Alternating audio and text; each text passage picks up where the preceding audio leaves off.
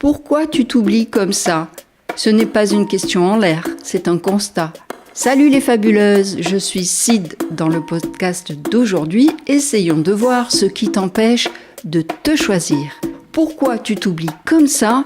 Je te livre un non secret. Tu peux cesser de t'oublier sans pour autant te croire égoïste et sans chambouler tout ton quotidien.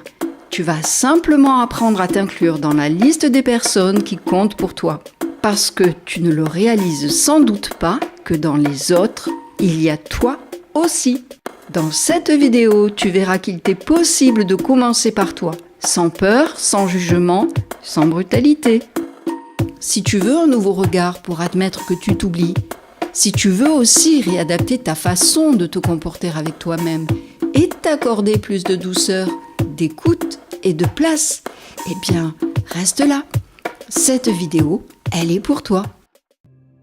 Bonjour à toutes, bienvenue dans l'univers des femmes qui se choisissent. Ravie d'être parmi vous pour cette nouvelle journée d'été. Je vous espère en pleine forme, prête à vivre des moments intenses remplis de belles surprises. Ici, sur Envoie les vies, je ne donne pas de solution miracle. Je partage des réflexions pour t'inspirer dans tes démarches de changement. Tu as un potentiel formidable, alors pense à toi et ose. Et comme pour les semaines précédentes, à la fin de la vidéo, je te dirai comment récupérer le lien pour recevoir ton exercice PDF et mettre en pratique ce que tu vas découvrir.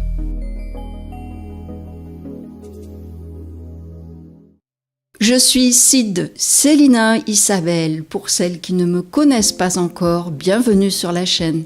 Je suis praticienne en méthode Alfred Tomatis, pédagogie de l'écoute, que j'allie au coaching en conscience et connaissance de soi, deux forces alliées pour mieux vous accompagner.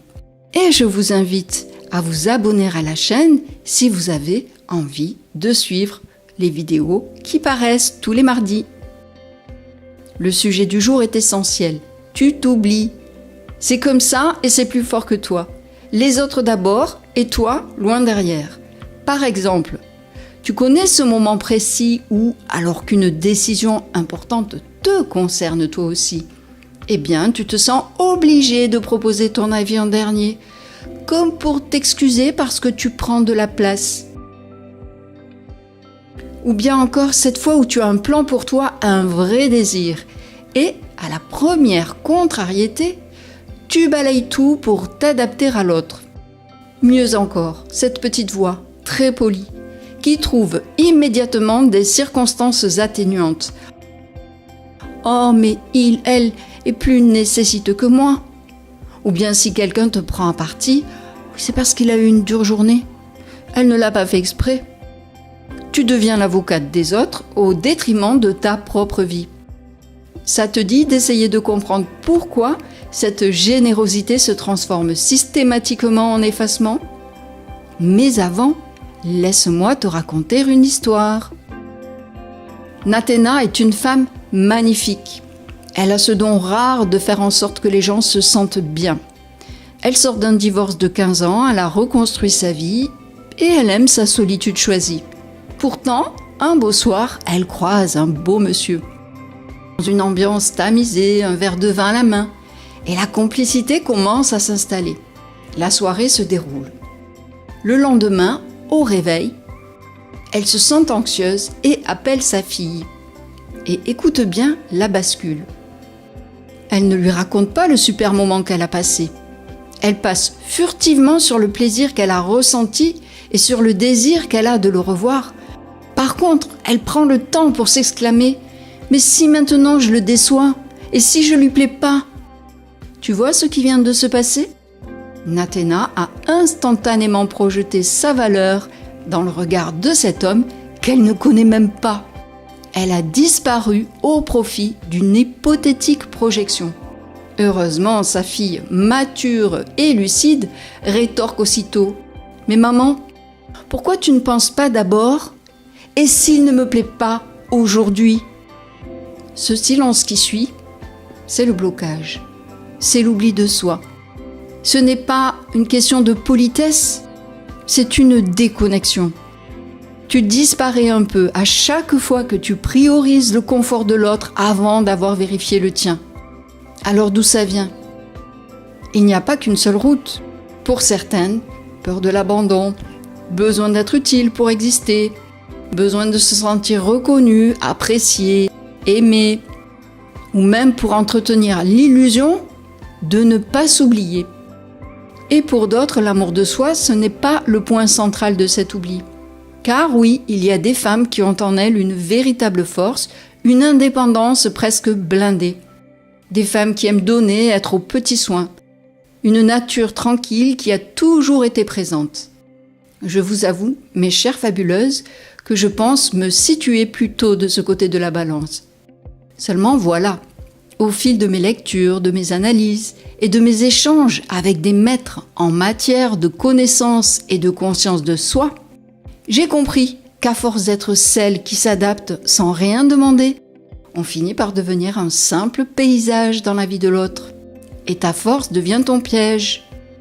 Je crois fermement que pour goûter à l'expérience du recevoir, trop d'indépendance peut devenir un obstacle. Ma propre fille m'a demandé un jour pourquoi, si j'étais attentionnée avec tout le monde, je n'avais pas le même degré d'exigence pour mon bien-être. C'est là que j'ai compris qu'il me restait de grands progrès à accomplir. Et cette réflexion m'a permis de poursuivre mon cheminement en étant plus vigilante. D'ailleurs, j'ai souvent en tête une image de la thérapeute Virginia Satir, celle du masque à oxygène dans l'avion. Tu sais, cette consigne de sécurité. En cas de dépressurisation, veuillez mettre votre masque à oxygène avant d'aider quiconque autour de vous. On a tendance à penser que c'est une consigne un peu rude, n'est-ce pas ? Mais en réalité, c'est une consigne de survie et de générosité pure. S'oublier, c'est comme essayer de respirer alors que la cabine se vide d'air. Tu t'épuises, tu donnes ce que tu n'as plus. Comprendre pourquoi tu t'oublies, c'est décider enfin de mettre ton propre masque. Ce n'est pas un acte de retrait, c'est un acte de présence. Je voudrais que tu imagines un instant ce que cela change concrètement. Imagine pouvoir dire non, simplement, sans cette pression de devoir te justifier, sans cette crainte d'être rejeté, et pouvoir dire oui, avec un véritable élan, parce que c'est un choix, pas une soumission. C'est retrouver cette stabilité émotionnelle, cette force mentale que tu pensais avoir perdue. C'est mener de front ce qui te tient à cœur, sans cette fatigue chronique. Tu ne subis plus ton quotidien, tu le façonnes. Tu deviens ancré, lucide, autonome. C'est le sentiment de fierté, celui de ne plus attendre qu'on vienne te sauver parce que tu réalises que tu as les clés. Tu es connecté à tes envies sans te trahir. Je vois pas mal de femmes autour de moi qui portent tout pour tout le monde. Elles sont fatiguées, coupées d'elles-mêmes, débordées. Elles sentent ce potentiel qui sommeille en elles depuis des années. Si c'est ce que tu ressens, sache que c'est un appel en toi.